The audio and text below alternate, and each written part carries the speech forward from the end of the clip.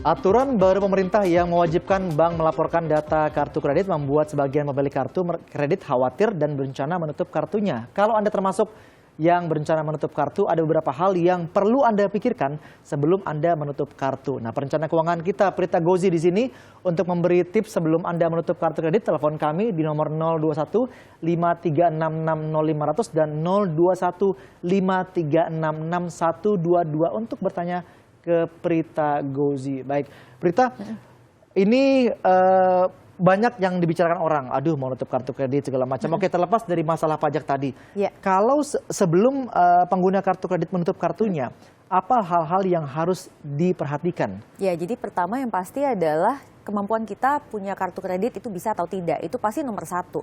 Kalau kita tahu bahwa kita mampu, tidak ada masalah untuk punya kartu kredit. Kedua adalah kita bisa melihat sebetulnya kita ini termasuk kelompok yang mana. Karena kelompok orang yang berpenghasilan di bawah 3 juta rupiah setiap bulan, itu sebaiknya tidak punya kartu kredit gitu loh. Jadi yang boleh antara 3 sampai 10 juta. Kalau 3 sampai 10 juta itu boleh maksimal punya 2 kartu kredit. Kalau di atas itu sebetulnya tidak ada aturannya, tinggal kita bagaimana mengelola kartu kredit yang kita punya. Nah, lalu soal tagihan, kira-kira ada nggak, maksudnya kalau sebelum menutup kartu kredit, Anda harus perhatikan tagihan ini seberapa besar gitu? Oh iya pasti, sebelum kita menutup kartu kredit, pastinya kita harus melihat sisa utang kita kan berapa dulu. Lalu kita akan telepon ke bank penerbit, lalu kita sampaikan kita mau tutup, nanti biasanya akan ada program stop bunga. Nah, program stop bunga ini akan bantu kita. Betul, dia akan bantu kita supaya kalau kita menjelang sampai dengan tutup, kita tidak lagi dikenakan bunga. Tapi syaratnya nggak boleh belanja lagi. Jadi biasanya kartu kreditnya sudah akan diblokir, tidak bisa melakukan pembelanjaan. Nah, perhatikan juga ada beberapa biaya penalti nanti yang akan berbeda-beda, range-nya tergantung bank penerbit. Oke, nah biasanya kan kalau misalnya kita mau menutup kartu kredit, lalu salesnya akan berusaha menahan dengan memberikan iming-iming promosi. Misalnya nanti kalau Bapak tidak tutup kartu, lalu Bapak langsung transaksi, kami nanti akan gratiskan ini.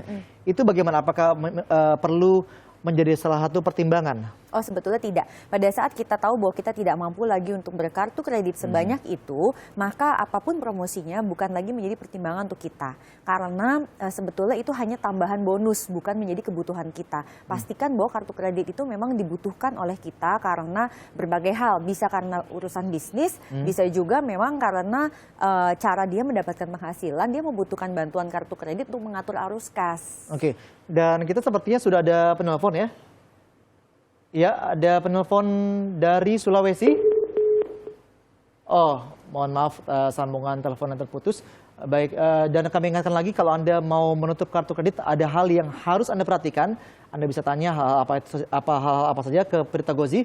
Anda bisa menelpon kami ke nomor 021 53660 dan sekali ke nomor 021 5366122. Baik, Prita, kalau melihat kartu kredit dari keperluannya, ada keperluan pribadi, Anda bilang tadi ada keperluan bisnis. Nah, bagaimana kita menakar apakah dengan keperluan bisnis saya sekarang ini, saya masih butuh kartu kredit atau tidak? Apakah ada keperluan, apakah ada jenis bisnis tertentu yang mutlak membutuhkan kartu kredit? Ada.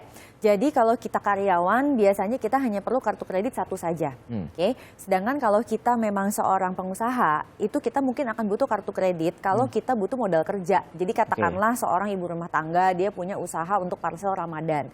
Kemudian dia tahu bahwa dia akan dapat order sekian banyak, tetapi kan belum dibayar, baru DP-nya saja. Maka untuk membantu dia mendapatkan modal, dia bisa membelinya dengan kartu kredit.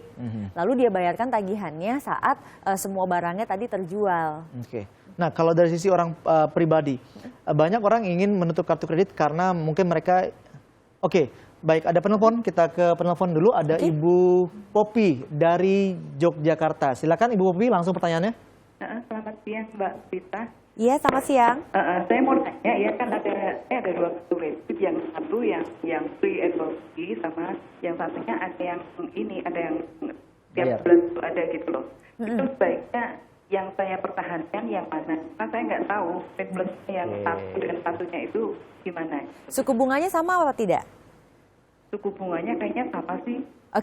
baik, saya sudah paham. Ada yang free, ada yang bayar begitu ya? Iya, sederhana sekali. Yang namanya ibu-ibu pasti maunya sesuatu yang gratisan. Jadi kalau misalnya kita harus membayarkan suku bunga yang sama, biaya administrasi yang sama, lalu penalti kalau telat bayarnya sama, pasti kita pilih yang free annual fee seumur hidup kalau bisa. Oke, nah tapi juga selain suku bunga, kita lihat ada bank yang, ada penelpon dulu. Karena dari Ternate, Ibu Irna. Iya, selamat siang Ibu Irna. Silakan pertanyaannya ke Prita. Selamat siang. Selamat siang. Halo. Iya, selamat siang Ibu ya. Halo. Iya. Iya. Iya. Ya, pertanyaannya Silakan Bu. langsung pertanyaannya Bu. Ya, selamat siang. Siang. Maaf Mbak, mungkin saya termasuk yang karena kita pegawai begitu ya, karena karyawan. Halo. Iya, Iya, silakan silakan. Ibu, karena karyawan. Iya, karena kita karyawan, rasanya mungkin pemikirannya yang diganti Mbak. Kenapa kita tidak mementingkan menabung, menahan diri untuk tidak meminjam? Kalau saya, Apakah Ibu tidak saat harus ini punya kartu kredit? Saya tidak punya kartu kredit, tapi Oke. saya sarankan untuk tidak memakai kartu kredit untuk karyawan. Kalau saya pribadi, Oke. ya. Baik, terima kasih Ibu Irna. Nah, berarti kalau saya dengar Ibu Irna, pertanyaannya perlu banget nggak sih kartu kredit kalau buat karyawan? Ya, jadi sebetulnya begini, perlu atau tidaknya itu kembali lagi kepada rumah tangga masing-masing, Mas Bima. Karena yang namanya kartu kredit itu kita punya belum tentu kita pakai, ya. Tetapi mungkin ada momen-momen di mana kita butuh untuk dana darurat, misalnya harus masuk rumah sakit, lalu 3 keluarga sekaligus.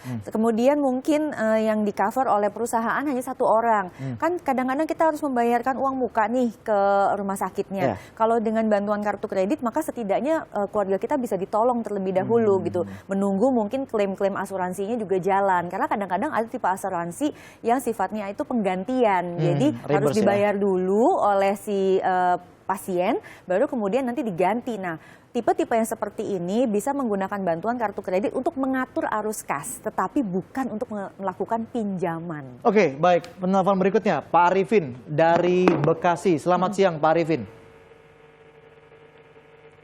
Pak Arifin? Halo? Iya, baik. Mohon maaf kita terputus. Tadi nanti mudah-mudahan Pak Arifin bisa menelpon kami kembali.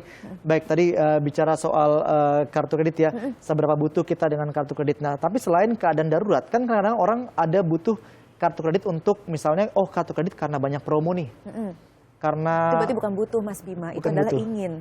Ingin? Iya. Oke.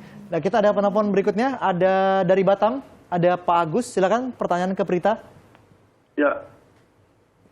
Silakan Bapak. Ya, silakan. Pak Agus, silakan. Ya, Halo? Iya Pak, saya memang ada pengguna kartu kredit BCA ya. Ya. Kalau menurut saya sih kartu kredit sebenarnya bagus Bu, karena di samping itu kita masih bisa cicilan ya. Sesuai dengan kebutuhan kita Bu. Bapak biasanya mencicil apa dengan kartu kredit? Seperti di elektronik. Oke. Terus contohnya kita bisa ke tempat pariwisata ya gitu, ada dapat merchant diskon. Oke. Buat yang pesawat itu ya. Nah, ya. Baik, terima kasih Pak. Ya, ini juga menjadi salah satu pertimbangan ya, karena kadang-kadang kan kalau promo liburan misalnya tiket pesawat yang hanya bisa dibeli dengan kartu kredit. Memang kadang-kadang ya? Betul, karena kadang-kadang memang saat ini sebetulnya sudah tidak ya. Tapi kalau dulu itu memang untuk membeli dari situs perjalanan wisata itu hanya terima kartu kredit. Tapi kalau sekarang tuh tidak lagi Mas Bima. Berbagai situs e-commerce yang untuk traveling itu sudah bisa terima alat-alat bayar lainnya gitu kan. Yang seperti dompet elektronik gitu kan, e-wallet dan lain-lain. Nah, sebetulnya alasan itu sudah tidak lagi menjadi faktor utama. Tetapi bila mana kita bisa mendapatkan tambahan diskon pada saat kita memang punya keinginan dan punya uang untuk melakukan itu, maka tidak ada masalah. Oke, baik, kita ada penelpon dari Temanggung, Pak Trianto. Selamat siang, silakan pertanyaannya ke Prita. Iya, selamat Siang Pak.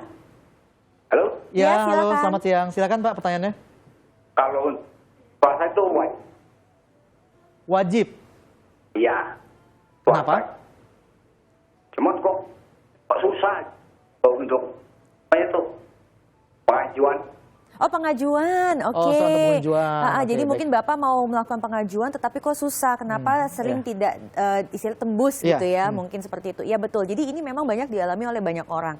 Jadi faktanya memang banyak sekali tenaga penjual kartu kredit yang bertebaran di mana-mana, termasuk misalnya di pusat perbelanjaan. Nah, mereka memang tugasnya adalah menjaring aplikasi baru sebanyak-banyaknya, tetapi belum menjamin apakah dia tembus atau tidak. Tembus atau tidak tetap bergantung pada rapot kredit seseorang, Mas Bima. Dilihatnya juga dari sistem cicilan informasi debitur, betul. Jadi dia sudah punya berapa kartu kredit sebelumnya, pinjaman lain ada berapa, kemudian punya kemampuan atau tidak kira-kira untuk membayarkan. Baik, terima kasih Prita, dan semoga tadi semua yang menelpon dan semua jawaban dari Prita bisa membantu Anda memutuskan apakah saat ini Anda perlu menutup kredit atau belum.